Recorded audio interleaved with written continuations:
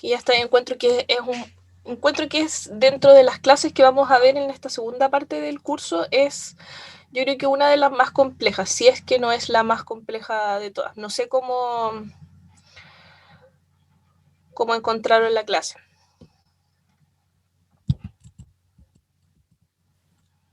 Yo la verdad, profe, es que no la vi completa. Me faltó una parte, así que no sabría Ya, decirle si la encontré muy compleja. ya, no sé los que... Bueno, recuerden que la clase sigue disponible, así que la pueden, obviamente les recomiendo que la terminen de ver porque aquí vamos a ver una parte muy, muy pequeña de la clase. No sé de los que alcanzaron a ver la clase completa, cómo la encontraron, si la encontraron muy compleja o hay muchas cosas que no hayan entendido. Profe, Dígame. yo me perdí en esa parte en la que empezó a hablar sobre el lumen. ¿Mm? Ahí me perdí y no entendí más. ¿El lumen en el retículo endoplásmico rugoso? Sí, O... Ya, perfecto. Sí, esa yo creo que es una de las partes más complejas, porque generalmente este tipo de conceptos o vías, en especial de síntesis, se ven más bien en general, no se ven tan en profundidad como se ve, incluso faltan muchos más detalles que no se ven aquí en la clase, ¿ya? Así que ahora lo podemos ir viendo, ¿sí? Pero sí es una clase mucho más compleja, así que les recomiendo que los que no la han podido terminar de ver o los que ya la vieron, que Recording in progress. pongan bastante atención en esto, porque además el sistema de endomembranas, como vamos a ver el día de hoy, que es lo que más me interesa de esta clase y de la segunda prueba, es que comprendan la interacción que tienen todos estos sistemas. ¿Ya? Yo creo que por eso es complejo y cuesta un poco entenderlo, porque vamos a ver que están interactuando desde el núcleo, ¿ya? Con la síntesis del ARN mensajero, por ejemplo, y los ribosomas, hasta la exportación de proteínas, por ejemplo, de receptores hacia la membrana, y atraviesa todo este sistema de endomembranas para llegar a una función, lo que se conecta a su vez con la membrana plasmática, que fue la clase anterior. Por ejemplo, vamos a tener que la membrana plasmática llega un metabolito que se va a unir a un receptor que va a desencadenar una respuesta, y esa respuesta puede ser, por ejemplo, la síntesis de una proteína. Entonces, esa respuesta pasa del receptor a los segundos mensajeros, llega al núcleo, en el núcleo se transcribe un ARN mensajero, sale al retículo endoplásmico rugoso para la síntesis, plegamiento de la proteína, esa proteína es checada si es que está correctamente plegada, se podría decir, y sintetizada, y después pasa al aparato de Golgi, en este caso, para seguir siendo madurada o modificada con los procesos de glucosilación. Luego va a salir en forma de vesícula, en este caso, para ser parte, por ejemplo, o de la membrana plasmática, o si es una respuesta que tiene que ser secretada, por ejemplo, se extravasa por exocitosis hacia la matriz extracelular y después puede tomar el torrente sanguíneo, por ejemplo, y ir a un órgano diana. Entonces, es complejo. Quiero que tengan esa mirada de estos sistemas y que no son elementos separados. Aunque se vean por separados, todos están conectados. ¿Ya? Si hay algo que no vayan a ir entendiendo, por favor me preguntan. Entonces, vamos a ver ahora un poco de sistema de endomembranas y recuerden que este es un resumen muy breve, muy pequeño. Y el sistema de endomembranas generalmente, o como se grafica generalmente la célula, recuerden que son estas estructuras un poco esquemáticas, pero como las vamos a ver realmente son así, ¿ya? Son estas estructuras donde vamos a tener mitocondrias, por ejemplo. Vamos a tener el retículo endoplásmico rugoso, que se diferencia en la forma que tiene y la función, obviamente, del retículo endoplásmico liso. Y vamos a tener muchas vesículas, por ejemplo acá, junto con el aparato de Golgi. Entonces, ¿cuáles serían los elementos que están siendo parte realmente de este sistema de endomembranas? Lo importante es que están todos estos elementos interconectados. Ya no es que uno funciona independiente del otro, eso es lo importante. Y tienen que estar conectados, por eso que, por ejemplo, las mitocondrias no son parte de este sistema de endomembranas. Si se fijan acá, en estos elementos las mitocondrias no están incluidas. U otros elementos también que son parte de la célula, porque no interactúan directamente con este sistema de endomembranas. Entonces, ¿quiénes son los que lo componen principalmente? Vamos a partir desde el centro de la célula, donde vamos a tener el núcleo, pero ojo, no todo el núcleo es parte del sistema, sino que elemento del núcleo es el que interactúa con este sistema, va a ser la envoltura nuclear o la carioteca. Vamos a tener que forma una especie de saco, lo vamos a ver más en profundidad cuando veamos núcleo. Y esta estructura, que vamos a ver que tiene poros, ¿sí? Tiene estos poros nucleares que permiten el intercambio de sustancias. Vamos a tener que hay elementos que ingresan al núcleo y elementos que salen del núcleo. Por ejemplo, los ribosomas o el ARN mensajero, ya que salen de este núcleo. Y esta membrana está directamente conectada con el segundo componente más importante del sistema de endomembranas, que sería el retículo endoplásmico.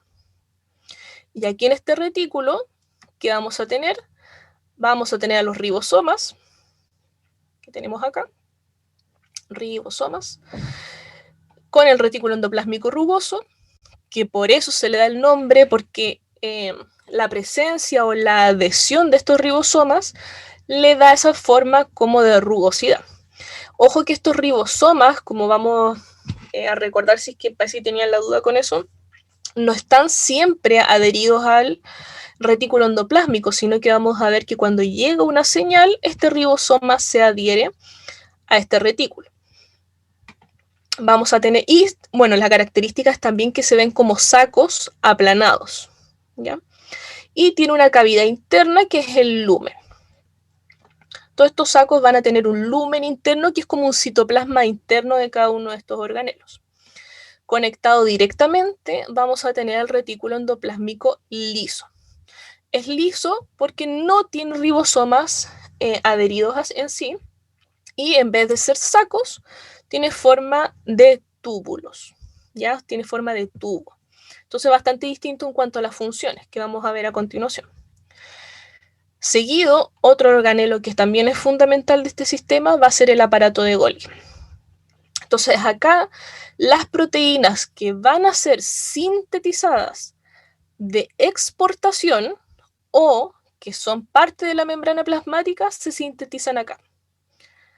Las proteínas que son para otros organelos internos, como las mitocondrias, no se sintetizan acá.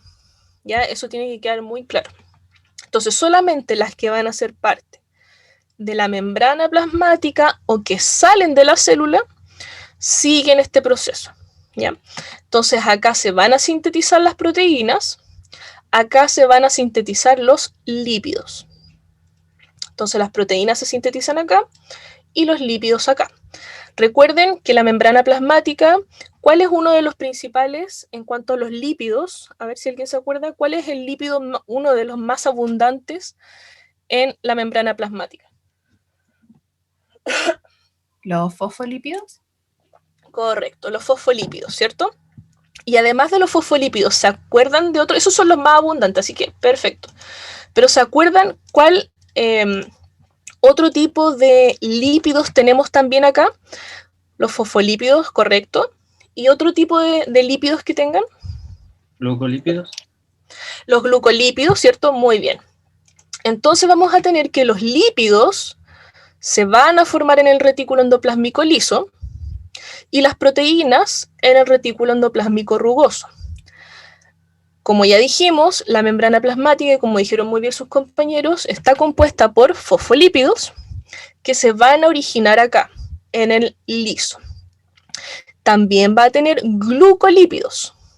Y los glucolípidos se van a formar acá, en el aparato de Golgi. Entonces, la primera parte, que sería la porción del ácido graso, se va a formar en el retículo endoplásmico liso y va a madurar y se va a formar en un glucolípido acá en el aparato de Golgi. Y las glucoproteínas, la proteína se va a formar en el retículo endoplásmico rugoso y la glucoproteína se va a formar acá en el aparato de Golgi. Entonces acá sintetizamos lípidos, acá las proteínas. Y la incorporación de los hidratos de carbono va a ocurrir en el aparato de Golgi. ¿Ya? No sé si eso se entiende. O si alguien no lo entiende. Por lo menos sí, profe. Sí, ya, súper. Entonces, tanto lípidos como proteínas en el video, o generalmente el ejemplo que más se ve es el transporte de proteínas, pero los lípidos siguen el mismo transporte, ¿ya? Así que los fosfolípidos, el colesterol o los esteroles en general y los glucolípidos van a seguir del liso al aparato de Golgi.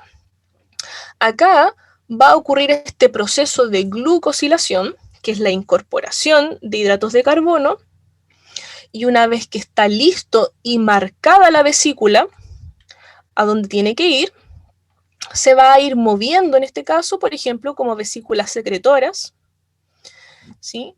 Y también vamos a tener la incorporación en este caso de los lisosomas, que van a ser proteínas que tienen la característica de ser enzimas, que cuando ingresa algún elemento lo van a eliminar. Entonces, desde el Golgi vamos a tener vesículas que se secretan, ya vesículas secretoras, que se van a fusionar con la membrana plasmática, y estas pueden ser parte, estos elementos que van en esta vesícula pueden ser parte de la membrana plasmática o pueden ser mediante exocitosis liberados a la matriz extracelular. Pero este mismo Golgi también interactúa en el proceso de endocitosis cuando son incorporados elementos. ¿Se acuerdan qué tipos de endocitosis había? Que vimos en la clase pasada. Son tres tipos. Pinocitosis. Pinocitosis, correcto.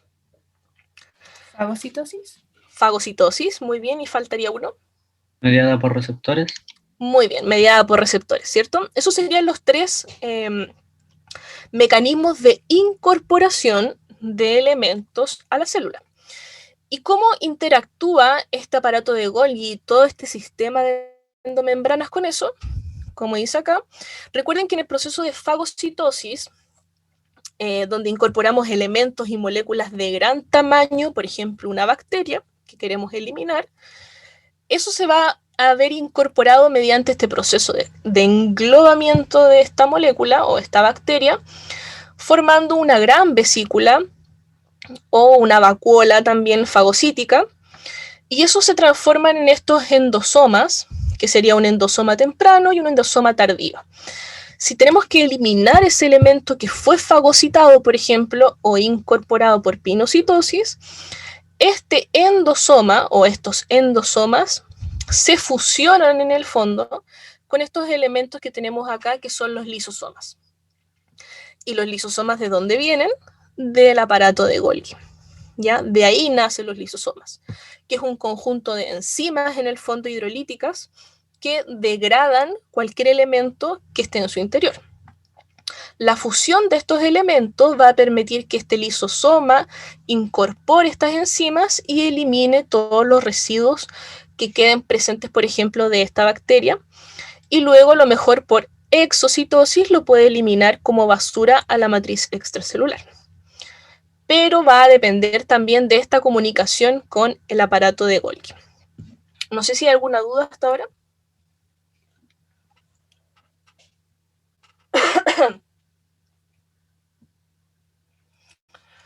Ya, entonces, en este proceso, lo que más quiero que entiendan es que no solamente en el sistema de endomembranas es este camino que sería hacia la exocitosis, sino que también vamos a tener un camino inverso, que es el que vamos a ver más adelante y que mencioné ahora brevemente, con la endocitosis. Entonces estos elementos también forman parte de este sistema y las enzimas que se producen en este caso o que están en los lisosomas contenidos van a tener el origen en los retículos, en este caso en el retículo endoplásmico rugoso. Entonces, dentro de los elementos puse los más relevantes que vamos a encontrar acá como resumen. El primero que vamos a tener, y en el orden que lo estuvimos viendo, va a ser la envoltura nuclear, ¿ya? Función en este caso, obviamente, separar el contenido que está en el núcleo, que es el ADN del citoplasma, y vamos a tener que, como ya dijimos, una unión muy estrecha con el retículo endoplásmico, principalmente el rugoso, y va a contener esta presencia de poros que vamos a profundizar cuando veamos núcleo, y que juegan este papel muy importante en el movimiento de elementos de citoplasma a núcleo y de núcleo a citoplasma, principalmente ribosomas y ARN mensajero, ¿ya? Y recordar que en el caso de los poros son los únicos lugares principales donde estas moléculas de gran tamaño van a poder ingresar o salir del núcleo. Los otros que ya mencionamos, los retículos, que son estos organelos muy membranosos, y vamos a tener al liso, donde vamos a tener la síntesis de lípidos, metabolismo de hidratos de carbono, que es muy importante, eliminación de toxinas y almacenamiento de calcio, donde vamos a ver mayormente expresado en este caso el retículo endoplásmico liso, por ejemplo, en los hepatocitos del hígado, en el músculo también, que está asociado al almacenamiento de calcio, por ejemplo, lo vamos a ver altamente desarrollado. Y tengo un esquema acá, que es la síntesis que nos vimos en el fondo en la clase, que es un ejemplo de lo que ocurriría en el en el retículo endoplásmico liso, ¿ya? Uno de los elementos que se sintetizaría en este caso en el retículo endoplásmico liso, como ya dijimos, son los lípidos, ¿ya? Y recuerden que uno de los lípidos más importantes que vamos a tener son las ceramidas. Las ceramidas van a formar parte de los lípidos que son un poco más complejos, como la esfingomielina o los glucoesfingolípidos, que son los cerebrósidos y los gangliósidos. Entonces, ¿cómo ocurriría este proceso? Recuerden, no me importa que se aprendan estos nombres, pero sí que entiendan qué ocurre en cada uno de los pasos, ¿ya? Pero estos nombres no me importa que se los aprendan. Entonces vamos a tener que que tenemos acá, sería el retículo endoplásmico liso. Esto es para que vean que el mismo proceso que se vio en clase con el retículo endoplásmico rugoso ocurre en el liso. Entonces vamos a tener el retículo endoplásmico liso y vamos a tener la presencia de estas dos moléculas, que es un aminoácido, que sería por ejemplo la serina, con un ácido graso, en este caso el palmitol, que es un derivado del ácido palmítico, ¿ya? Esto se va a terminar transformando, en este caso, en la dihidroesfingosina, que es un precursor de la ceramida. Todo esto en el retículo endoplásmico liso, ¿ya? Luego, esta dihidroesfingosina va a ocurrirle un proceso, en este caso, que se va a transformar en la ceramida. Y esta ceramida, que es la que se ve acá de color verde, para que hagan la relación, este es el palmitol, que es de color rojo, y sigan el proceso, la dihidroesfingosina está en azul acá, y luego la dihidroesfingosina se transforma, en este caso, en ceramida, que sería el resultado final que vamos a tener en el retículo endoplásmico liso. ¿Qué es lo que va a ocurrir con esta ceramida? va a migrar en este caso, igual como lo hacen las vesículas en el retículo endoplásmico rugoso con proteínas, va a migrar en este caso por transporte de vesículas o por un transportador especial que tienen ellas, que es un transportador de ceramidas. Da lo mismo cualquiera de los dos mecanismos, pero esta ceramida que se sintetizó en el fondo en el retículo endoplásmico liso viaja hacia el aparato de Golgi. Y en el aparato de Golgi, aquí tiene dos caminos esta ceramida, que puede migrar para formar esfingomielina o puede migrar para formar esfingolípidos o glucoesfingolípidos. ¿Ya? El recorrido que hace es exactamente el mismo que haría una vesícula de una proteína en el caso del retículo endoplásmico rugoso. Solamente cambian en este caso las moléculas y obviamente el proceso de plegamiento y chequeo, que en este caso no ocurre.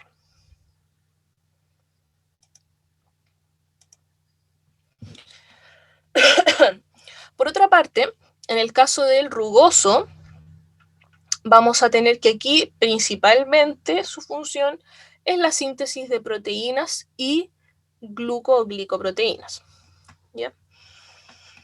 En el caso del aparato de Golgi, vamos a tener que, obviamente este organelo es bastante similar al rugoso, también está formado por cisternas, que están apiladas unas con otras, y aquí la función es que las proteínas que se formaron acá, o los lípidos que se formaron acá, en este caso sean modificados mediante la incorporación de azúcares, para tener glucolípidos o glucoproteínas. Y también está asociado a la distribución y a la generación, en este caso, de los lisosomas. Y recuerden que en este caso, el aparato de Golgi tiene una cara cis, que es la que está más cercana al retículo endoplásmico, que sería esta cara que vemos acá. Vamos a tener las cisternas mediales o intermedias, que son estos sacos apilados que tenemos al medio. Y vamos a tener también la cara trans, que es la cara más alejada de los retículos o más cercana a la membrana plasmática. Otro elemento que también vemos acá en el esquema anterior son las vesículas. Las vesículas son consideradas por algunos investigadores organelos, por otros no son considerados organelos, pero lo que sí está claro es que es una estructura membranosa en el fondo que contiene o almacena metabolitos. Y aquí vamos a mencionar algunos tipos de vesículas o las más conocidas, que son las que van a estar cubiertas por clatrina y las que van a estar cubiertas por las proteínas, en este caso COP1 o COP2. Las clatrinas, generalmente van a funcionar en este caso o transportar elementos entre el Golgi y la membrana plasmática. Generalmente las vamos a ver asociadas en esta parte presentes como depresiones para, por endocitosis, incorporarse y poder interactuar después con otros elementos como los lisosomas. Mientras que en el caso de las cubiertas proteicas COP, vamos a tener que van en direcciones contrarias, pero siempre en el caso de entre el retículo endoplásmico y el aparato de Golgi.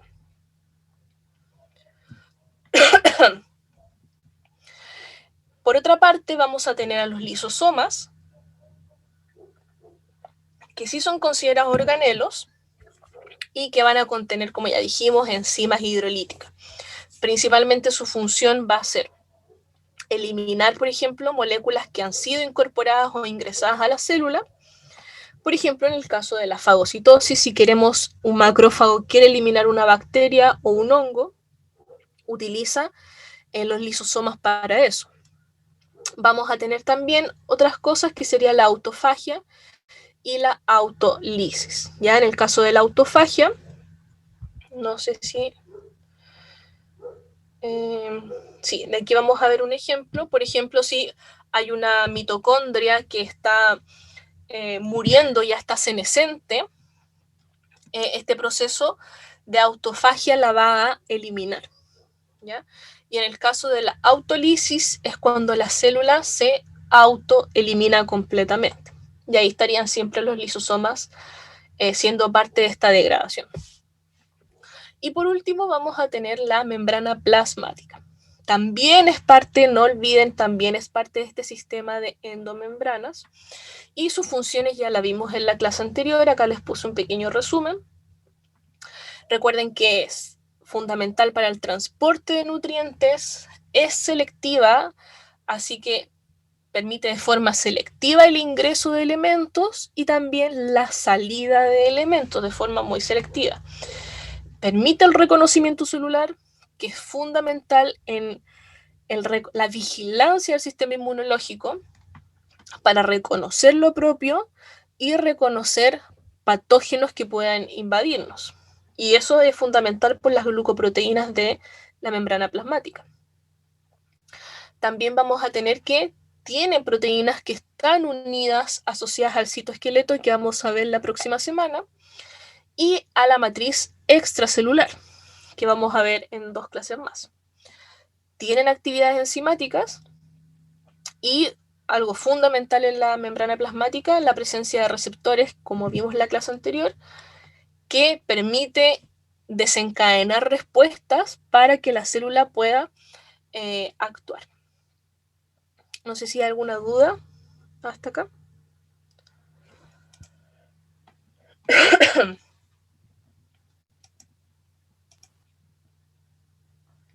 Yo por lo menos no, profe.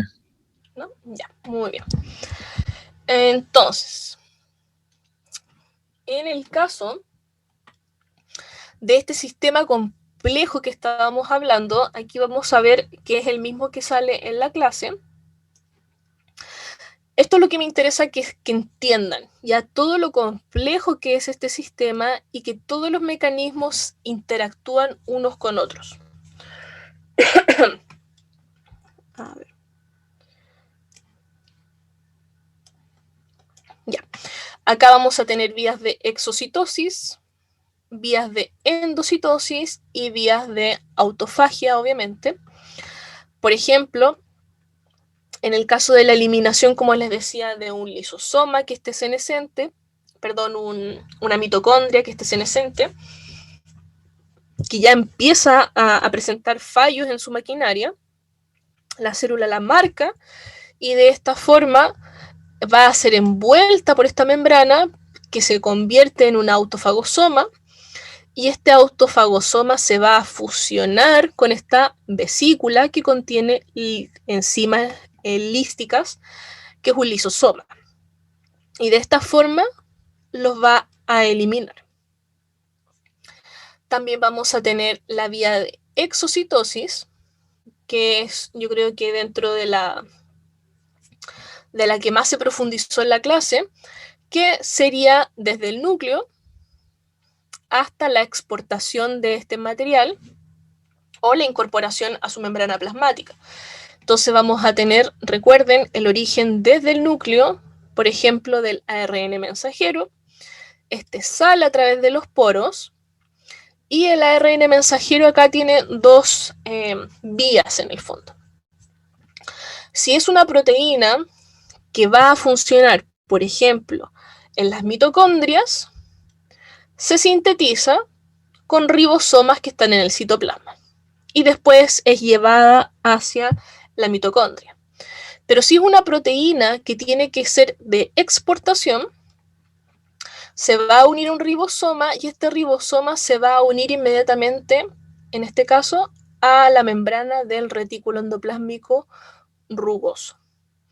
Acá en el lumen, que si quedan dudas podemos ver después las imágenes, en el lumen ocurre el proceso de síntesis de la proteína en la interacción del ribosoma, del ARN mensajero y del canal, en este caso, que permite el ingreso de la proteína que está naciendo al lumen del retículo endoplásmico rugoso. ¿Qué ocurre acá con esta proteína? Vamos a tener que es plegada por chaperonas, porque recuerden que cuando ocurre la síntesis de un aminoácido, esta es una cadena de aminoácidos, todavía no es una proteína funcional. Para que sea funcional tiene que estar plegada. ¿Dónde ocurre ese plegamiento? En el lumen del retículo endoplásmico rugoso. Acá se pliega mediante el uso de chaperonas, que son enzimas que van a ayudar, o son proteínas que van a ayudar a este plegamiento. Y acá ocurre también un primer proceso de glucosilación. Acá también, no solamente en el Golgi ocurre la glucosilación, sino que acá también. Pero ojo, la función de esta glucosilación es diferente. ¿Cuál es la función de la glucosilación acá en el retículo endoplásmico rugoso? Chequear que la proteína esté correctamente plegada. Esa es la función de la incorporación de hidratos de carbono acá. Y aquí ocurre este proceso de vigilancia donde van a checar que esté correctamente la proteína plegada. Si la proteína está mal plegada, vamos a tener que ocurre un proceso cíclico donde se le vuelva a incorporar un azúcar, es chequeada y nuevamente plegada. Si la proteína logra plegarse correctamente, avanza hacia el aparato de Golgi. Si la proteína en múltiples ocasiones no logra plegarse, es eliminada. Sale del retículo endoplásmico rugoso y va a unas estructuras que se llaman el proteosoma, donde va a ser eliminada. Y si esa proteína que está mal plegada logra escapar de este chequeo, va a continuar por el aparato de Golgi y puede llegar, por ejemplo, a ser un receptor de membrana. Y ahí es donde tendríamos defectos y patologías asociadas, por ejemplo, a canales o patologías asociadas a receptores. Porque la proteína que salió de acá no fue correctamente chequeada y no va a cumplir su función. ¿Qué pasa si la proteína está correcta, se plegó correctamente? Va a salir en este caso y vamos a tener este marcaje que es el COP2. Entonces vamos a tener que van hasta el ERGI, que es esta estructura vesicular en el fondo que está entre el retículo endoplásmico rugoso y el Golgi, y va a empezar a avanzar a través del aparato de Golgi, de la cara cis hasta la cara trans. Y en todo este proceso, mientras va avanzando por las cisternas, va ocurriendo este proceso de modificación de hidratos de carbono, donde se le incorporan algunos y se le eliminan otros. Una vez que la proteína llega hasta la cara trans del aparato de Golgi, aquí tiene varias opciones. Si son enzimas, que son parte de los lisosomas, por ejemplo, van a salir y van a formar sus lisosomas. Si son gránulos, por ejemplo, de secreción, por ejemplo, podría ser una enzima, una hormona que es sintetizada, va a ir en forma de vesículas secretoras, se va a fusionar con la membrana plasmática y va a ser extravasado su material, en este caso en la matriz extracelular, va a extravasarse. Pero también podemos tener que puede ser parte, en este caso, de la membrana plasmática. También podría ser. Y por último, vamos a tener la asociación con la endocitosis, y aquí vamos a tener todas las vías que comentaron sus compañeros. Por ejemplo, el proceso de fagocitosis, donde vamos a incorporar un elemento de gran tamaño, lo incorporamos, formamos el fagosoma, y este fagosoma se va a fusionar con un lisosoma para eliminar este contenido. Si el contenido está líquido, ¿sí?, o disuelto, en este caso en la matriz extracelular, se va a incorporar por pinocitosis y va a terminar también, obviamente, en un lisosoma si es que así lo requiere, o si no, puede ir en este caso como reciclaje en el caso de los endosomas tempranos. Ya vamos a tener, por ejemplo, si acá se secretó una hormona y esa hormona o un neurotransmisor, por ejemplo, los neurotransmisores no van a ser eliminados en un lisosoma, pero la neurona tiene que volver a absorberlos para reutilizarlos. Eso puede ser mediante pinocitosis, por ejemplo. Entonces, por pinocitosis, por ejemplo, un neurotransmisor como la acetilcolina puede ser absorbido y esto en este caso se va a ir a un endosoma temprano y va a ser reciclado para volver a ser liberado cuando se necesite, por ejemplo. Y vamos a tener también, obviamente, las que están asociadas a receptores, por ejemplo, la calnatrina, en donde aquí también puede tener varias ubicaciones, puede ser reciclado nuevamente o puede ser eliminado por un lisosoma. No sé si hay alguna duda con esto.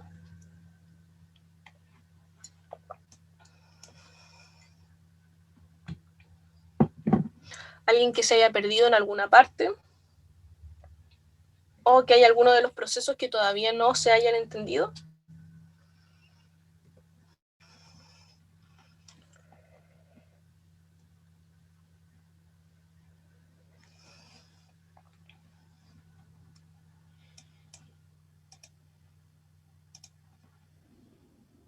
¿No? ¿Sí? ¿Se entendió? Súper. Entonces, en este caso, esto es lo que me interesa que entiendan, aparte de las funciones de cada uno de ellos, que entiendan esta interacción que es compleja, lo sé, pero para que vean de que todos estos elementos, y eso es lo que ocurre generalmente con todos los elementos a nivel celular, están interactuando. La clase pasada vimos membrana, y todos los elementos de la membrana están interactuando con el sistema de endomembranas. La próxima clase vamos a ver citoesqueleto, y vamos a ver que estas vesículas que vemos moverse acá no se mueven solas, sino que son movidas, en este caso, gracias al citoesqueleto. Entonces va a estar interactuando constantemente. Y en la subsiguiente vamos a ver la matriz extracelular, donde vamos a ver nuevamente que la membrana plasmática está conectando tanto el citoesqueleto como la matriz extracelular. Entonces, para que vean que está todo esto interconectado.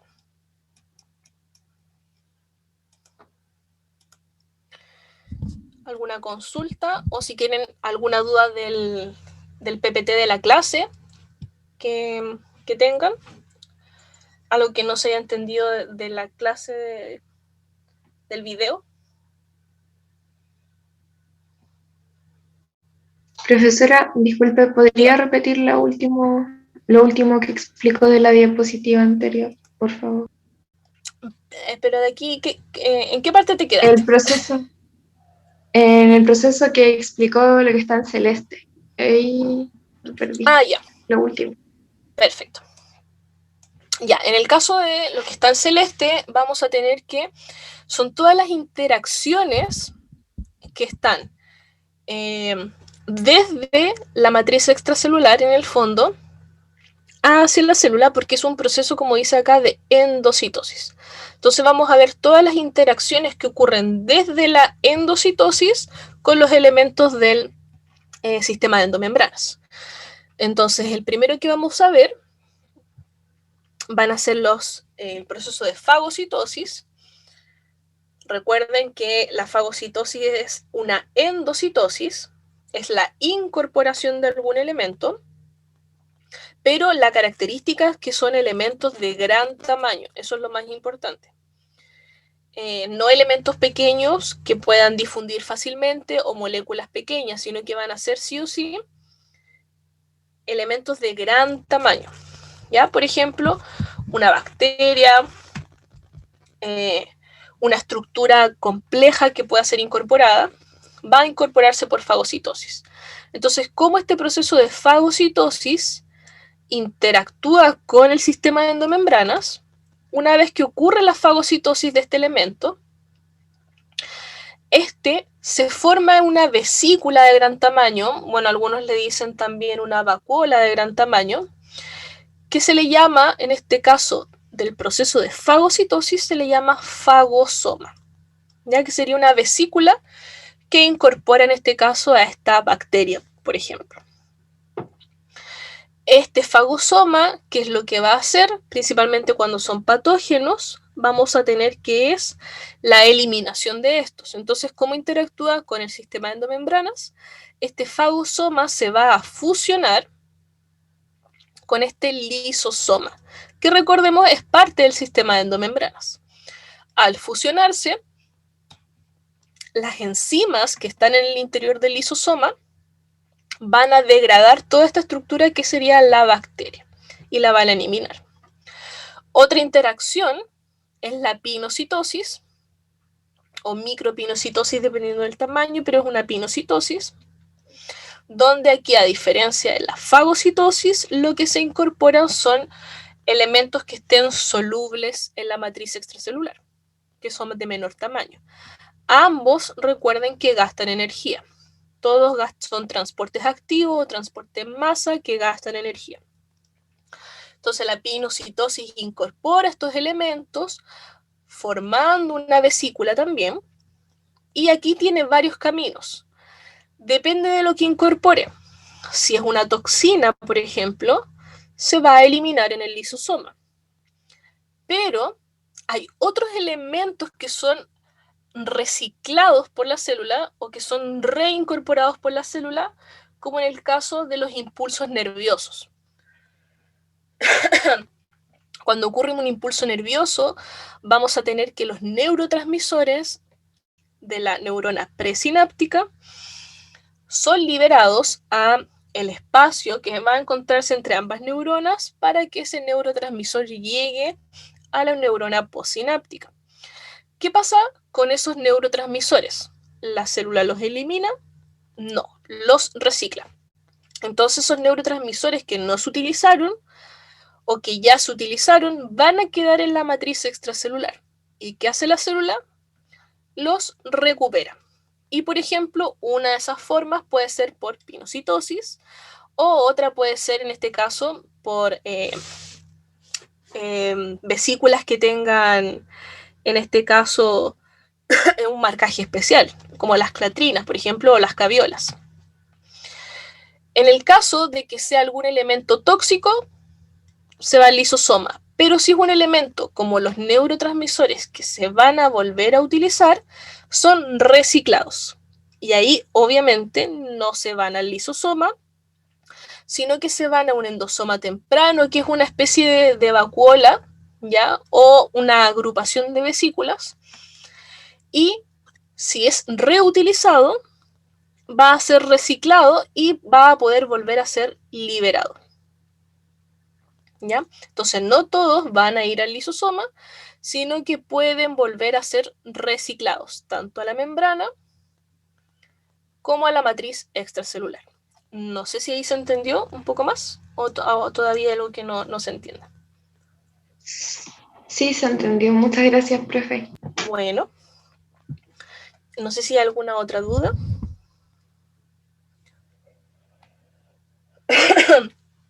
Aquí, ojo, no solamente van a ser reciclados neurotransmisores, por ejemplo, sino que recuerden que hay receptores, por ejemplo, que van al núcleo. Entonces, esos receptores que son invaginados junto con su molécula de señal, por ejemplo, si es una hormona, van a viajar al núcleo y una vez que ocurre el proceso de activación, son reciclados y no son eliminados, sino que vuelven, en este caso, muchas veces a la membrana plasmática. Entonces son reciclados. No sé si hay alguna duda. Recuerden que puede ser alguna consulta de la clase también, que no les haya quedado clara.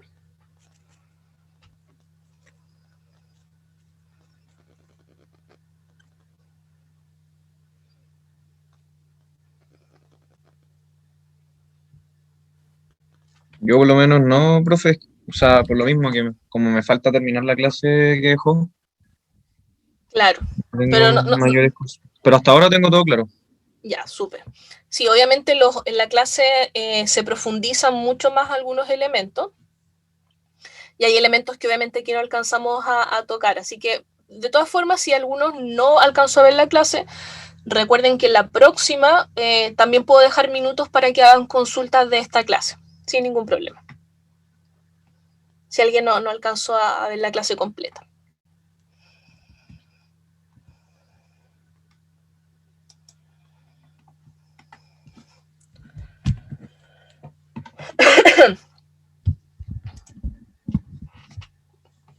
Entonces, dígame, José. Si llegó a faltar el lunes al práctico, tengo que justificar, ¿verdad?